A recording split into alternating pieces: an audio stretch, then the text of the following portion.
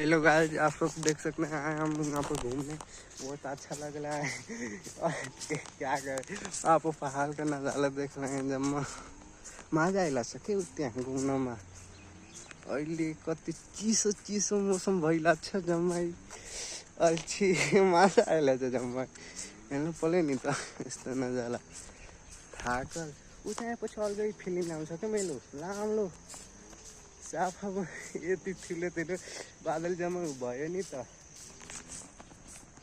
उतेल अब माथि जाम ल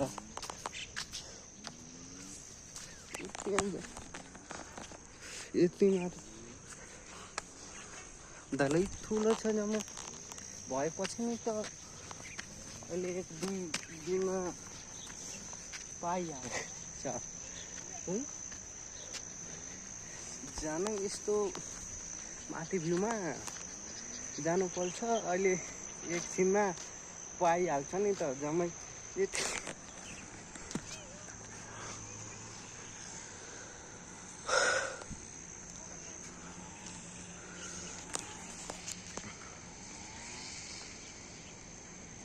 अलि मजा आइला छ त्यहाँ घुम्नमा। त्यहाँ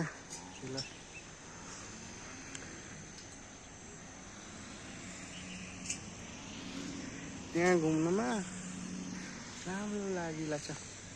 दामी भइला छ कि भ्यू सफा दामी भइला छ। अहिले मजा आइला छ त्यहाँ घुम्नमा।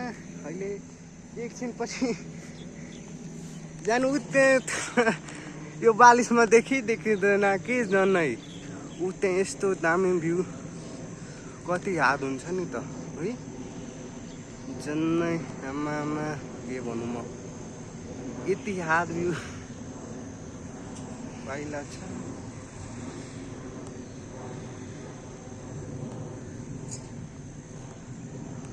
मेरो पछि त्यो पहाडो किल्ला छ नि उतै कवि माथि जाने नि त। अहिले घुम्न आएको छ घरको भाजीलाई। अहिले उतै माथि छ नि त तैँले जानु पर्छ। अहिले कवि मौका भन्छु।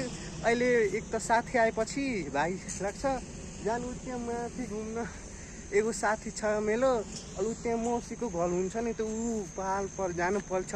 अहिले मौसीको घरमा जाने उतै माथिको त्यो ठुलो ठुलो पहाड छ नि उ त्यहाँ जाने कि मौसीको घरमा घुम्न। अहिले त्यो पहाडको भ्यू आमामा कति दामी हुन्छ नि त। धेरै दामी छ के भनौँ म। अहिले खुब मजा आइला छ त्यहाँ। ल अब इन्डिया जाएको मन पर्दैन यति दामी जग्गा छोडेर काठमाडौँ